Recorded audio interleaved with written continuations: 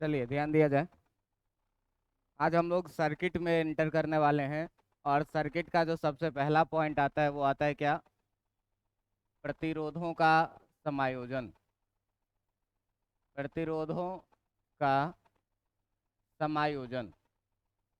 अब देखिए कि इस प्रतिरोधों का समायोजन ये बहुत ही आसान टॉपिक है। 10वीं क्लास का टॉपिक है। 12वीं क्लास में ये पूछता नहीं है। ठीक ना? तो प्रतिरोधों के समायोजन में हम लोग दो तरह का समायोजन पढ़ते हैं। एक पहला जो होता है जिसको आप लोग क्या बोलते हैं? श्रेणी क्रम समायोजन। श्रेणी क्रम समायोजन। और एक दूसरा जो होता है, इस दूसरे को हम लोग क्या बोलते हैं? समानांतर क्रम समायोजन। समानांतर क्रम समायोजन। इस दोनों समायोजन के बारे में आज हम लोगों को पढ़ना है। देखिए, जो आपका प्रतिरोध होता है आर, उसे हम लोग कुछ ऐसे जिगजैग चिन्ह के द्वारा निरूपित किया जाता है। प्रतिरोध आर को सिंबल में जब भी सर्किट में लिखते हैं तो प्रतिरोध आर को ऐसे जिगजैग चिन्ह के द्वारा निरूपित किया जाता है। और इसी तरह के प्रतिरोधों को अगर हम लोग दो या दो से अधिक प्रतिरोधों को जोड़ेंगे तो जोड़ने का अलग अलग तरीका हो सकता है, एक श्रेणी क्रम में और दूसरा समांतर क्रम में। तो आप सीधे सीधे बात में याद रखेंगे ये कि यदि प्रत्येक प्रतिरोध से एक ही तरह का जो है सो करंट बहे तो इस तरह के समायोजन को हम लोग क्या कहेंगे? श्रेणी क्रम समायोजन। मान लो कि अपने पास तीन प्रतिरोध है। तीन प्रतिरोध है, एक कुछ ऐसा, दूसरा कुछ ऐसा और तीसरा कुछ ऐसा। इस तीनों का अलग अलग प्रतिरोध का मान दिया हुआ है R1, R2 और R3। ये तीनों प्रतिरोध जो है वो आपके किस क्रम में है? श्रेणी क्रम समायोजन में है।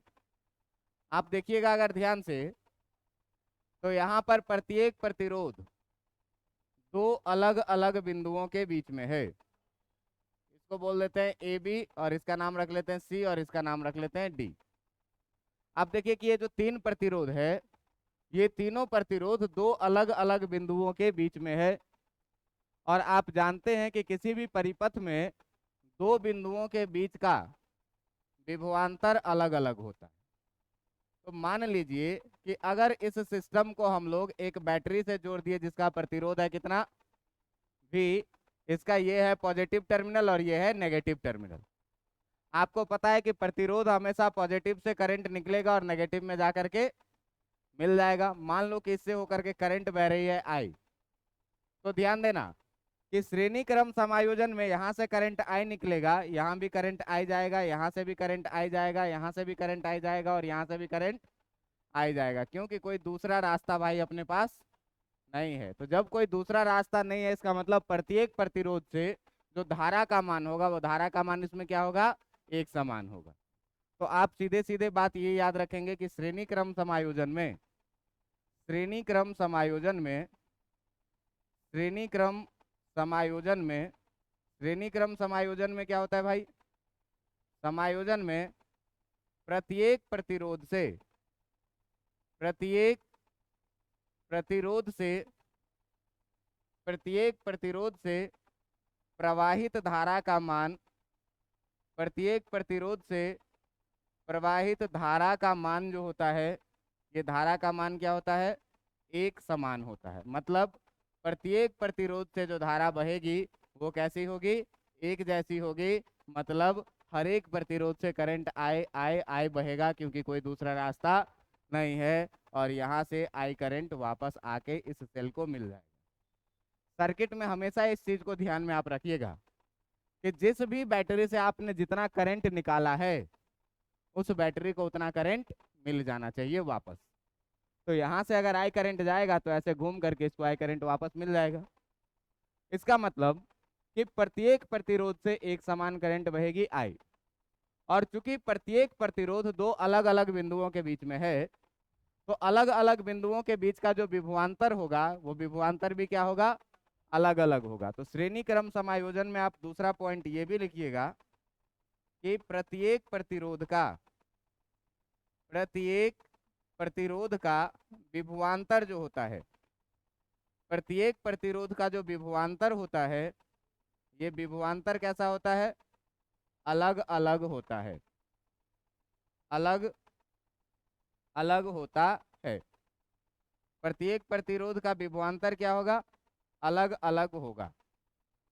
अब देखो कि अगर मान लेते हैं कि इस वाले का विभवांतर है V1, इस वाले का विभवांतर है V2 और इस वाले का विभवांतर है कितना?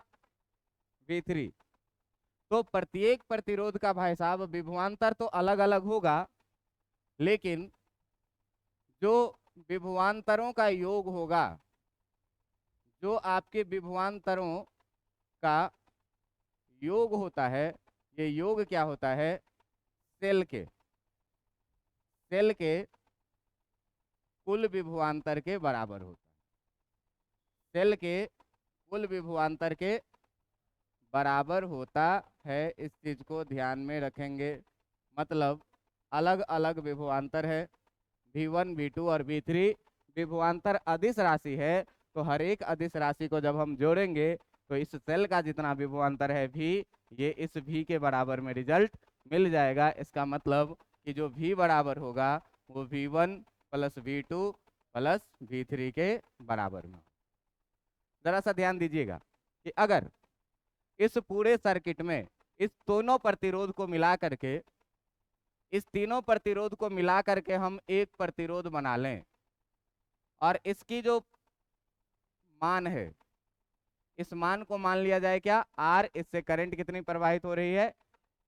तो भाई ओम के नियम से तुम ये बात जानते हो कि अगर यहां पर हम लोग लिखेंगे ओम के नियम से, तो आप देखिए कि ओम का नियम क्या कहता है। तो जब हम लोग बात करेंगे किस चीज से? ओम के नियम से। तो ओम के नियम से बात करेंगे तो इस वाले परिपथ में देखिए तो धारा कितनी प्रवाहित हो रही है, इसका विभवांतर कितना है और प्रतिरोध कितना है। तो भाई साहब यहां से ये बताओ कि V बराबर IR लिखेंगे कि नहीं लिखेंगे? लिखेंगे। इस पहले वाले प्रतिरोध को देखो, इस पहले वाले प्रतिरोध को देखो, इससे धारा कितनी प्रवाहित हो रही है, इस प्रतिरोध का मान कितना है और इसका विभवांतर कितना है। तो ये बताइए कि यहाँ से V1 बराबर करंट बह रहा है I और R1 लिखेंगे कि नहीं लिखेंगे? लिखेंगे। अब जरा सा आप ध्यान से देखिए दूसरे वाले प्रतिरोध को। तो जब आप दूसरे वाले प्रतिरोध को देखिएगा इससे, तो इसमें आप बताइए कि इससे धारा कितनी प्रवाहित हो रही है, प्रतिरोध का मान कितना है और इसका विभवांतर कितना है। तो भाई ओम के नियम से ये बताओ कि V2 बराबर जो है, V2 बराबर IR2 लिखेंगे कि नहीं लिखेंगे? लिखेंगे। और जरा सा ध्यान से देखो इस तीसरे वाले प्रतिरोध को। तो जब तीसरे वाले प्रतिरोध को देखोगे तो इससे धारा कितनी प्रवाहित हो रही है और इसका प्रतिरोध का मान कितना है और विभवांतर कितना है। तो यहाँ पर आप ये बताइए कि V3 बराबर जो है तो IR3 लिखेंगे कि नहीं लिखेंगे? अब इस V1 V2 और V3 का मान जो है तो इस वाले समीकरण को 1 मान लीजिए और इस समीकरण में क्या करिए, इस सब का मान रख दीजिए। ठीक ना? तो जब इस सब के मान को आप इस समीकरण में रखिएगा तो क्या देख रहे हैं भाई कि समीकरण एक में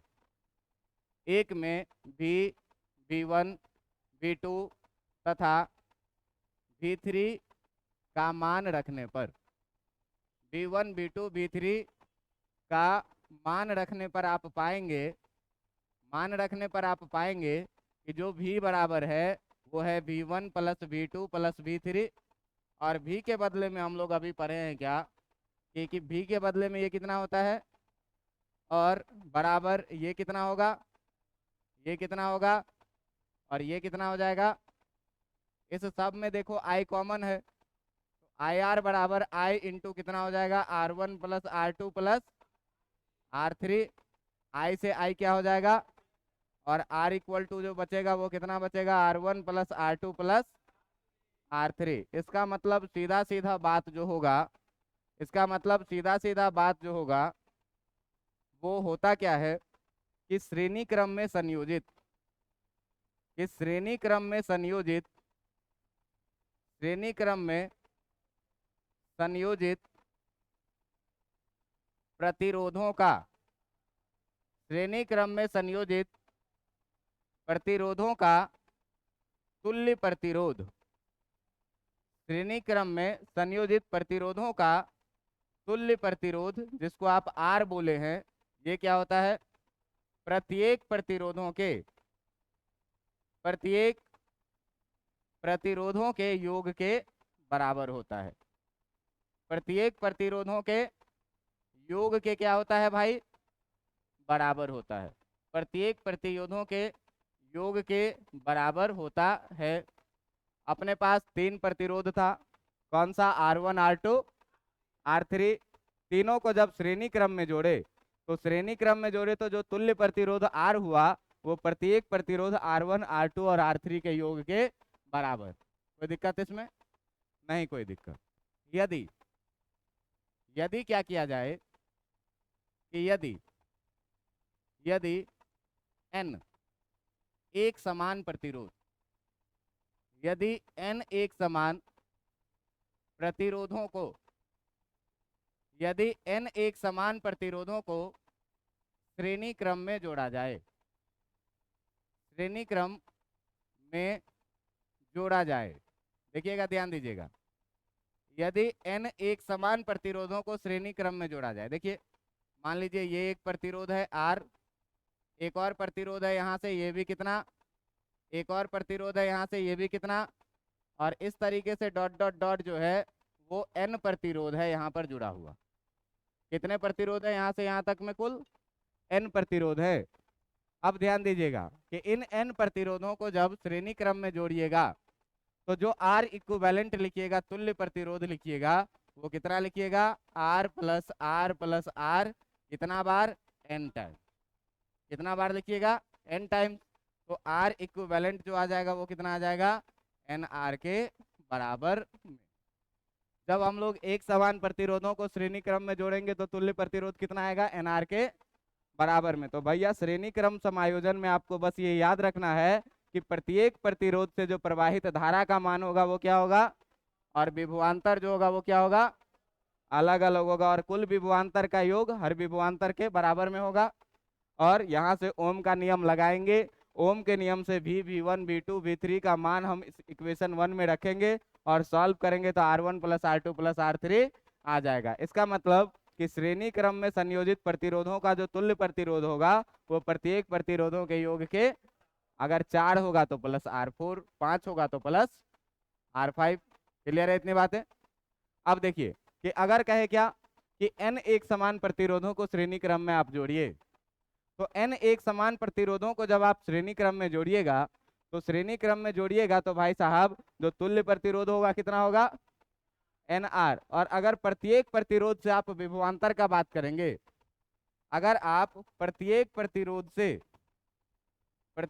प्रतिरोध से विभवांतर का बात करेंगे तो प्रत्येक प्रतिरोध से जो आपका विभवांतर हो जाएगा वो विभवांतर कितना हो जाएगा? देखो कुल प्रतिरोध मान लो कि इसका जो है वो है कितना? V। इसका कुल प्रतिरोध है कितना मान लो? V। तो सब बराबर है, सब प्रतिरोध क्या है?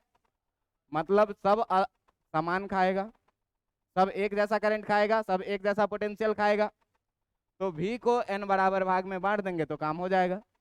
मतलब जो इसका प्रत्येक प्रतिरोध का जो विभवांतर हो जाएगा वो क्या हो जाएगा भाई साहब? V1 लिख दो इसको।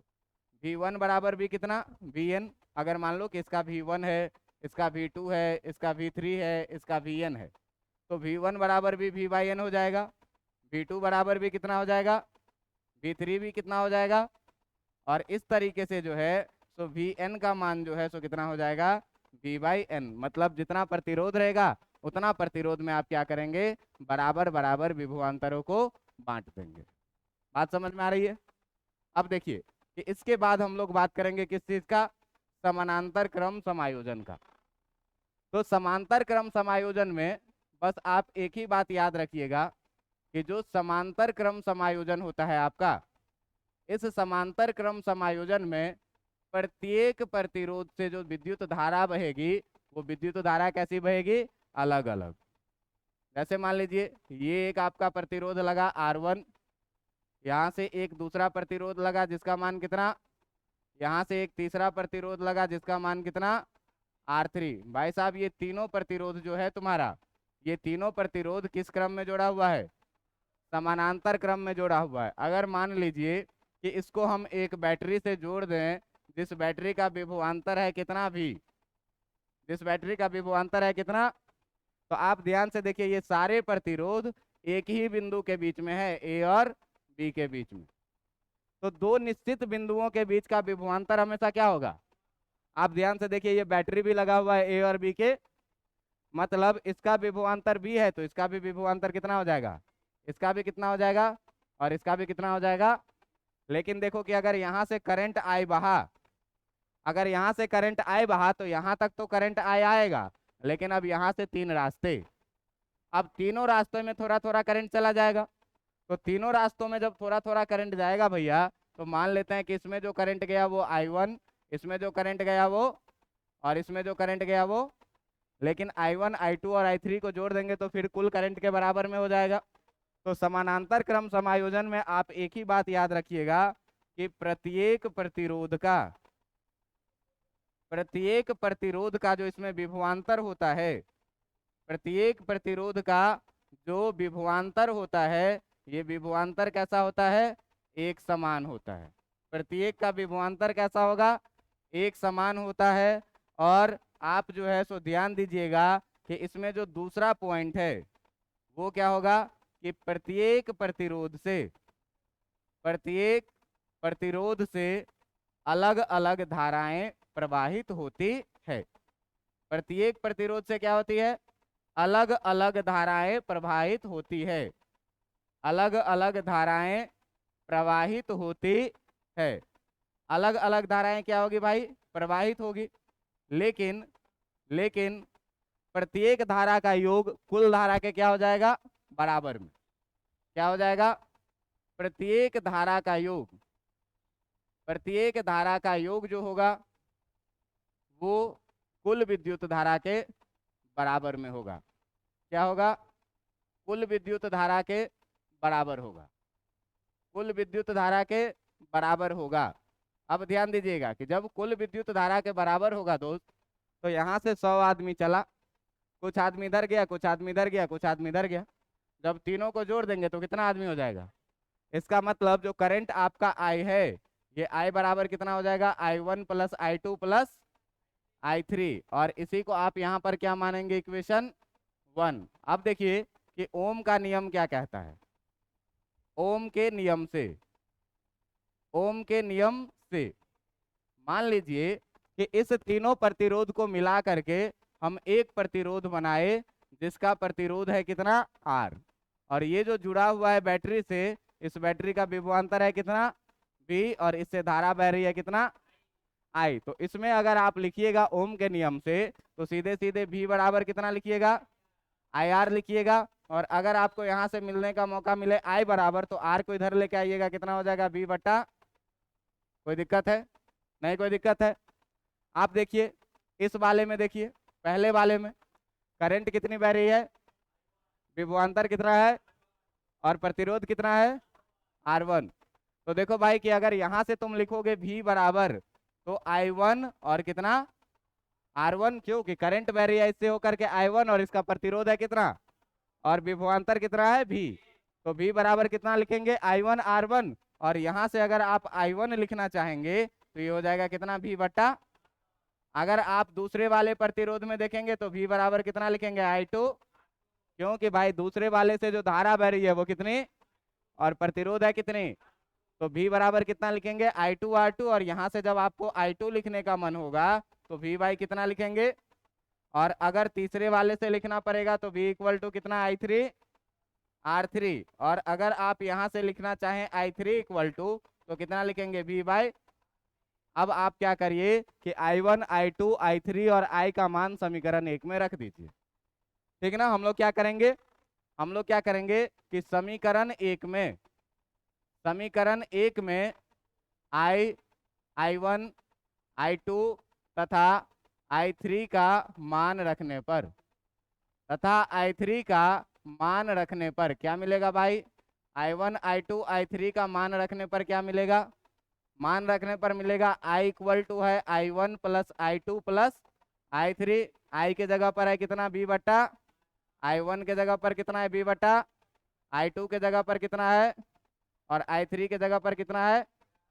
आप ध्यान दीजिएगा कि V बट्टा R बराबर सब में भी कॉमन आ जाएगा क्या, कितना बचेगा 1/R1 +1/R3। ध्यान से देखो तो B से भी कटेगा, बचेगा कितना 1/R बराबर 1/R1 plus 1/R2 plus 1/R3। ये आपके श्रेणी क्रम नहीं समानांतर क्रम समायोजन के तुल्य प्रतिरोध का परिभाषा होता है। अब इसमें देखिए कि इसको स्टेटमेंट में कैसे लिखा जाएगा। तो तुल्य प्रतिरोध का व्युत्क्रम, तुल्य प्रतिरोध का व्युत्क्रम 1/R का मतलब क्या व्युत्क्रम। तो जो तुल्य प्रतिरोध का व्युत्क्रम होगा वो प्रत्येक प्रतिरोधों के व्युत्क्रम के योग के बराबर होता है। तो आप सीधे सीधे यहाँ पर क्या लिखेंगे कि समानांतर क्रम समायोजन में, समांतर क्रम समायोजन में जो समांतर क्रम समायोजन होता है इसमें क्या होता है भाई, समांतर क्रम समायोजन में, समांतर क्रम समायोजन में तुल्य प्रतिरोध, तुल्य प्रतिरोध R का व्युत्क्रम, का व्युत्क्रम प्रत्येक प्रतिरोधों के, प्रत्येक प्रतिरोधों के व्युत्क्रम के, प्रत्येक प्रतिरोधों के व्युत्क्रम के योग के बराबर होता है। प्रत्येक प्रतिरोधों के व्युत्क्रम के योग के बराबर होता है। ये चीज आप याद रखेंगे, बराबर होता है। अब ध्यान देना कि यदि, यदि क्या करें, कि यदि क्या करें, कि यदि n एक समान प्रतिरोधों को, यदि n एक समान प्रतिरोधों को समांतर क्रम में जोड़ा जाए, प्रतिरोधों को किस क्रम में जोड़ा जाए, समांतर क्रम में, समांतर क्रम में जोड़ा जाए। तो समांतर क्रम में जब जोड़ोगे तो देखो कि जो 1/R इक्विवेलेंट होगा वो कितना होगा 1/R प्लस 1/R, R1 भी R, R2 भी R, R3 भी R। ऐसा ऐसा कितना को जोड़े हैं n को। तो ये कितना टाइम्स चला जाएगा, n टाइम्स चला जाएगा कि नहीं चला जाएगा। अब देखिए कि जब आप सबका एलसीएम लेंगे तो सबका एलसीएम लेंगे तो कितना आएगा R आएगा और ये 1 + 1 + 1 कितना बार जाएगा n बार जाएगा। और जब n बार जाएगा दोस्त तो ऊपर में हो गया कितना n और नीचे में कितना हो गया ये 1/R इक्विवेलेंट इक्वल टू आया। तो जब इसका तुम रेसिप्रोकल करोगे, तो जब तुम इसका रेसिप्रोकल करोगे तो यहाँ से तुमको मिलेगा R इक्विवेलेंट इक्वल टू कितना R/n। मतलब कि ध्यान दीजिएगा कि श्रेणी क्रम समायोजन में तुल्य प्रतिरोध n गुना ज्यादा हो गया, जबकि समानांतर क्रम समायोजन में n गुना कम हो गया। समझ में आ रहा है बात।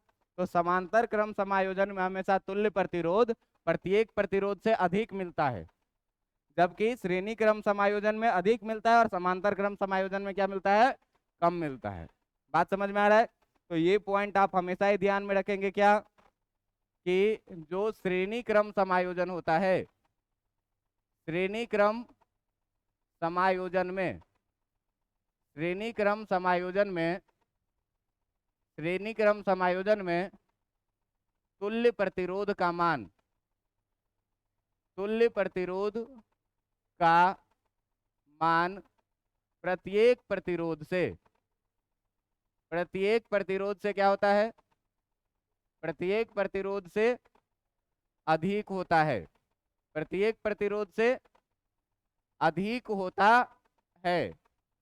जबकि समांतर क्रम समायोजन में जो है, जबकि समांतर क्रम समायोजन में, समांतर क्रम समायोजन में क्या होगा भाई कि तुल्य प्रतिरोध का जो मान होगा, तुल्य प्रतिरोध का जो मान होगा, ये तुल्य प्रतिरोध का मान प्रत्येक प्रतिरोध से कम होता है, प्रत्येक प्रतिरोध के मान से कम होता है। आप ध्यान रखिएगा कि अपने को केवल दो ही फॉर्मूला को याद रखना है। एक तो आपको ओम्स लॉ याद रखना है, V बराबर क्या, IR। एक दूसरा चीज आपको याद रखना है, R बराबर R1 plus R2 plus R3 dot dot dot किसके लिए, ये किसके लिए, श्रेणी क्रम के लिए। ये किसके लिए, श्रेणी क्रम समायोजन के लिए। और श्रेणी क्रम समायोजन के लिए ये चीज याद रखना है। और दूसरा चीज जो है तुमको याद रखना है क्या, 1/r equal to 1/r1 plus 1/r3 और भी जुड़ा रहेगा तो डॉट डॉट डॉट, ये किसके लिए, तो ये आपको याद रखना है किसके लिए, समांतर क्रम समायोजन के लिए। अब देखो कि अगर तुम सवाल में ये बात पहचान जा रहे हो कि ये श्रेणी क्रम में है कि समांतर क्रम में है, तो तुमसे सवाल बनने लग जाएगा।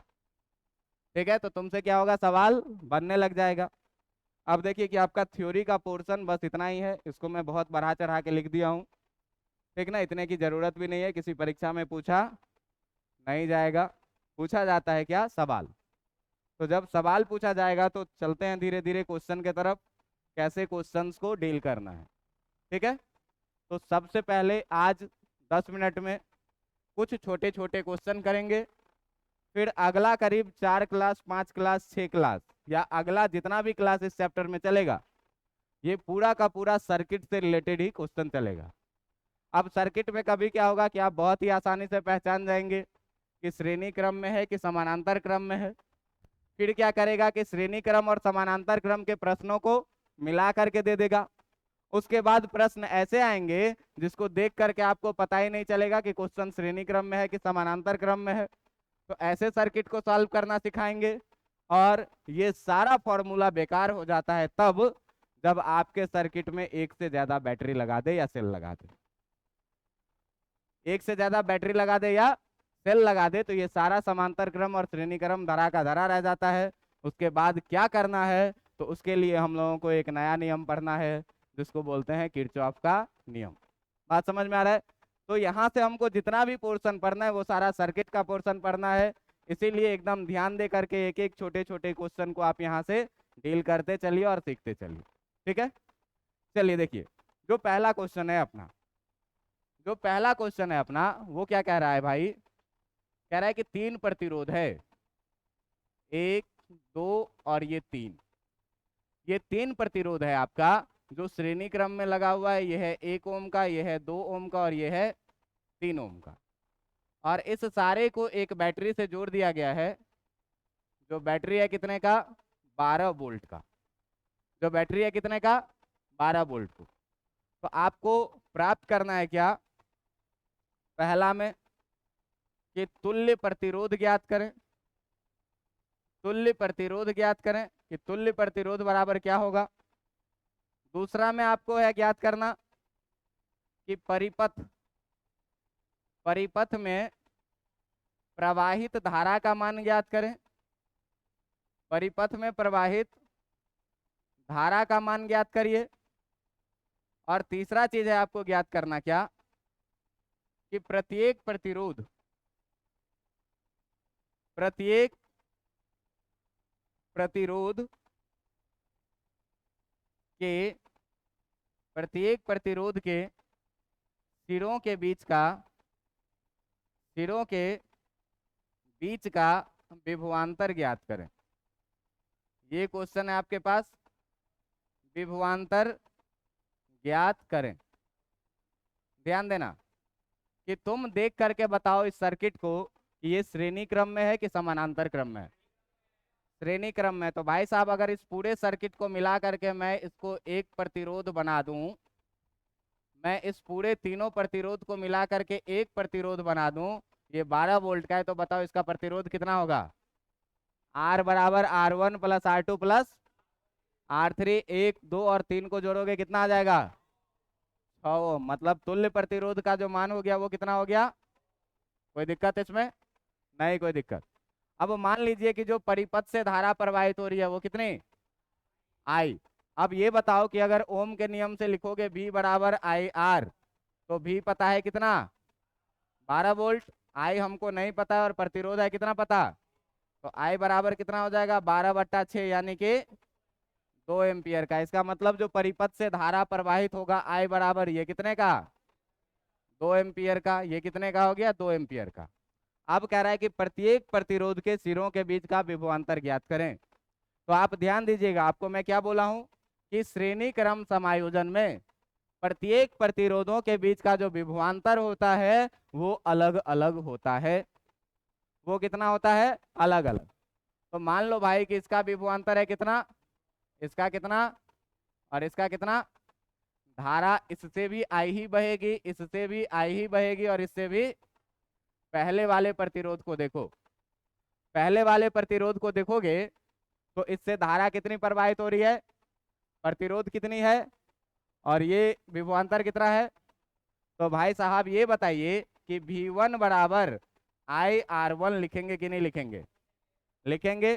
तो यहां से जो है आपका V1 का मान, I का मान है कितना और R1 का मान है कितना, यानी कि कितना हो जाएगा, 2 वोल्ट। आप यहां से बताइए दूसरे वाले प्रतिरोध को देखिए, V2 बराबर IR2 लिखेंगे कि नहीं लिखेंगे, कितना लिखेंगे, I का मान है कितना दोस्त, 2, और प्रतिरोध का मान भी कितना, ये कितना हो जाएगा। और अगर V3 बराबर लिखना है तो IR3 लिखेंगे कि नहीं, IR3 लिखेंगे तो V3 कितना निकल के आएगा, I का मान कितना और इसका मान कितना, ये कितना हो जाएगा। आप देखिए कि कुल विभवांतरों का योग 6 4 10 2 कुल विभवांतर के बराबर में आ गया कि नहीं आ गया। बात समझ में आया कि नहीं आया, समझ में आया कि समझ से गया, गया। अच्छा हुआ, भगवान करे सब दिन ऐसे ही रहो। क्या सर, आशीर्वाद दे रहे हैं कि श्राप दे रहे हैं, है ना।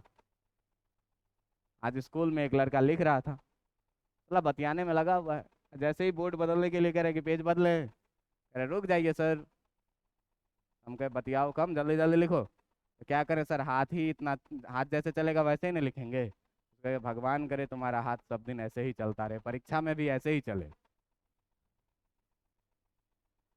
ये क्लियर है, कोई दिक्कत इसमें, नहीं कोई दिक्कत। चलिए अगला क्वेश्चन देखिए, अगला क्वेश्चन देखिए आप लोग, दूसरा नंबर क्वेश्चन आपके पास दिया हुआ है। 3 प्रतिरोध है, 3 प्रतिरोध है, एक ये, एक दूसरा ऐसा और एक तीसरा कुछ ऐसा। और इस तीनों प्रतिरोधों में कह रहा है क्या कि एक बैटरी जोड़ दिए हैं। जो ये बैटरी है कितने का, ये बैटरी है आपका फिर से 12 वोल्ट का। कह रहा है कि इसका प्रतिरोध है 1 ओम का, ये है 3 ओम का और ये है 6 ओम का। बात समझ में आ रहा है। तो आपको वही निकालना है, पहला में क्या, तुल्य प्रतिरोध निकालना है कि कितना होगा। दूसरा चीज आपको निकालना है कि प्रत्येक प्रत्येक प्रतिरोध के, प्रत्येक प्रतिरोध के सिरों के बीच का विभवांतर, प्रत्येक सिरों के बीच का विभवांतर निकालना है। और तीसरा में निकालना है क्या कि प्रत्येक प्रतिरोध से प्रवाहित धारा का मान, प्रत्येक प्रतिरोध से प्रवाहित धारा का मान निकालना है। ये 3 क्वेश्चन है, जल्दी फटाफट बना के बताइए, फटाफट बनाइए, कॉपी पे लिख के बनाइए।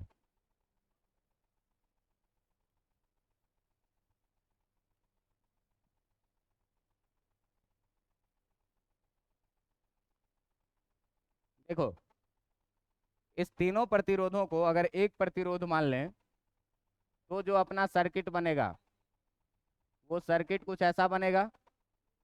और इसको मान लेते हैं ये कितना वोल्ट से जुड़ा हुआ है और इसका प्रतिरोध है कितना, इससे धारा कितनी प्रवाहित हो रही है। तो सबसे पहले ध्यान दीजिएगा कि ये श्रेणी क्रम में है कि समानांतर क्रम में है। समानांतर क्रम में 1/r बराबर कितना जानते हो? 1/r1 प्लस 1/, तो भैया 1/r जो लिखेंगे वो 1/1 प्लस 1/3 प्लस 1/6 लिखेंगे कि नहीं? ये सब का एलसीएम लोगे कितना हो जाएगा? ये कितना हो जाएगा? 6 प्लस 2 प्लस 1 यानी कि कितना? 9/। तो 1/r बराबर हुआ 9/6। दोनों तरफ पलट दो तो r बराबर कितना हो जाएगा? 6/9 ओम। यानी कि तुल्य प्रतिरोध का बराबर जो हुआ ये कितना हुआ? 6/9 ओम के। कोई दिक्कत है इसमें? नहीं कोई दिक्कत है। अब देखिए इस सर्किट में आप जानते हैं कि V बराबर कितना होता है? IR होता है। तो V बराबर IR होता है तो V के जगह पर कितना लगा हुआ है? 12 वोल्ट। तो 12 बराबर I गुने प्रतिरोध का मान कितना? 6/9। यानी कि यहाँ से जो I बराबर तुम्हारा आ जाएगा 12 गुने 9/6। 6 से कटेगा 2 बार में यानी कि कितने का? 18 एम्पियर का। यहाँ से I बराबर जो बह रहा है वो कितने का? 18 एम्पियर का। मतलब परिपथ में जो कुल धारा बह रहा है वो कितने का? 18 एम्पियर का। अब ये 18 एम्पियर का करंट जाएगा और यहाँ से बढ़ जाएगा कितना में? I1 में। यहाँ से बढ़ जाएगा और यहाँ से बढ़ जाएगा। दूसरा क्वेश्चन देखो, तुल्य प्रतिरोध तो तुम्हारा निकल गया। दूसरा क्वेश्चन देखो, प्रत्येक प्रतिरोध के सिरों के बीच का विभवांतर समांतर क्रम समायोजन में विभवांतर हर जगह कैसा होता है? समान होता है। तो भाई साहब समान होता है इसका मतलब यहाँ पर 12 वोल्ट तो यहाँ भी कितना? यहाँ भी कितना? और यहाँ भी कितना? 12 वोल्ट। अब देखो पहले वाले प्रतिरोध से धारा कितना जा रहा है? प्रतिरोध कितना है और विभवांतर कितना है? तो भैया जब लिखोगे यहाँ से V बराबर I1 और कितना? R1। V है कितने का? I1 हमको पता और R1 हमको पता है कितना? 1 का। तो यहाँ से I1 बराबर कितना आ जाएगा? 12 एम्पियर। यानी कि पहले प्रतिरोध से कितने का करंट जा रहा है? 12 का। ऐसे ही देखो V बराबर I2 R2 लिखेंगे कि नहीं लिखेंगे? लिखेंगे। दूसरे प्रतिरोध के लिए भी V बराबर कितना? 12। करंट जा रहा है I2 और प्रतिरोध है कितने का? 3 ओम का। तो भैया 12 बराबर I2 गुने R2 के जगह पर कितना? तो I2 बराबर कितना आ जाएगा? 12/, यानी कि कितने का? 4 एम्पियर का। इसी तरीके से ये बताओ कि V बराबर I3 R3 लिखेंगे कि नहीं लिखेंगे? लिखेंगे। प्रतिरोध के बीच का विभवांतर कितने का? 12 वोल्ट का। और करंट कितने का बह रहा है? और ये प्रतिरोध कितने का है? 6 को इधर लेके आ जाओगे I3 बराबर कितना आ जाएगा? 12/, यानी कि कितने का? 2 एम्पियर का। तो देखो कुल करंट था कितने का? 18 एम्पियर का।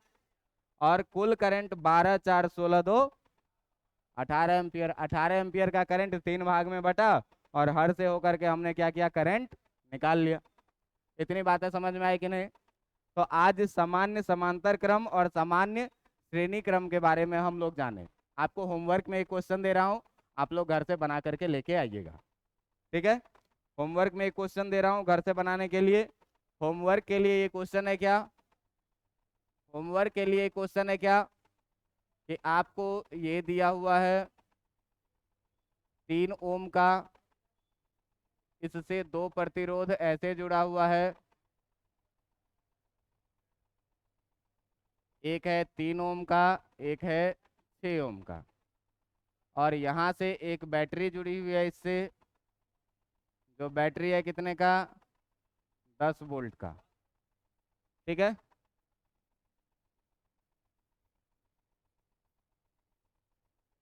हाँ 10 वोल्ट का। ठीक ना? ये बैटरी है कितने का? 10 वोल्ट का। तो आपको निकालना है पहला कि पहला में निकालना है क्या? तुल्य प्रतिरोध बताइए कि कितना होगा। दूसरा चीज आपको निकालना है, दूसरा चीज प्रत्येक प्रतिरोधों के सिरों के बीच का विभवांतर। प्रत्येक प्रतिरोधों के सिरों के बीच का विभवांतर आपको निकालना है। और जब विभवांतर निकाल लीजिएगा इसके बाद आपको निकालना है कि प्रत्येक प्रतिरोधों से, प्रत्येक प्रतिरोधों से प्रवाहित धारा का मान आपको निकालना है। प्रत्येक प्रतिरोधों से प्रवाहित धारा का मान ज्ञात करें। अब ध्यान दीजिए, देखिए जितना चीज आज क्लास में करवाया हूं, अगले दिन कम से कम उतना पढ़ के आएंगे। जितना क्वेश्चन करवाया हूं, कम से कम उतना क्वेश्चन एक बार खुद से करेंगे। और जो होमवर्क में दिया हूं, वो आप अपने कॉपी में अटेम्प्ट जरूर लेके रखेंगे। और जिसका ये बहाना रहेगा अगले दिन कि सर बनाए थे कॉपी घर पे भूल गए, तो अगर बाकी लोग को 1 डंडा पड़ेगा तो उसको 3 डंडा पड़ेगा। बहाना वाले को 3 डंडा। और जो बना के लाए रहेंगे, गलत बना के लाए रहेंगे, कोई बात नहीं, लेकिन बना के लाना है। ये बहाना रहा कि बनाए थे कॉपी घर पे छूट गया, नहीं आए थे, एब्सेंट थे, ये सब, तो उसको डायरेक्ट 3 डंडा। कोई ऑप्शन नहीं है, नहीं आए थे तो हम क्या करें, सीधा सा बात है ना। इसीलिए अटेम्प्ट लेके आपको आना है। अब धीरे धीरे हम लोगों को सर्किट का लेवल बढ़ाते जाना है। आज एकदम 10वीं क्लास वाला सर्किट, 10वीं क्लास में भी इतना पढ़े थे। अगले दिन से धीरे धीरे सर्किट का लेवल बढ़ाते जाएंगे और सर्किट को एक एक्सट्रीम लेवल तक लेके जाएंगे। ठीक है, चलिए काफी आज के लिए।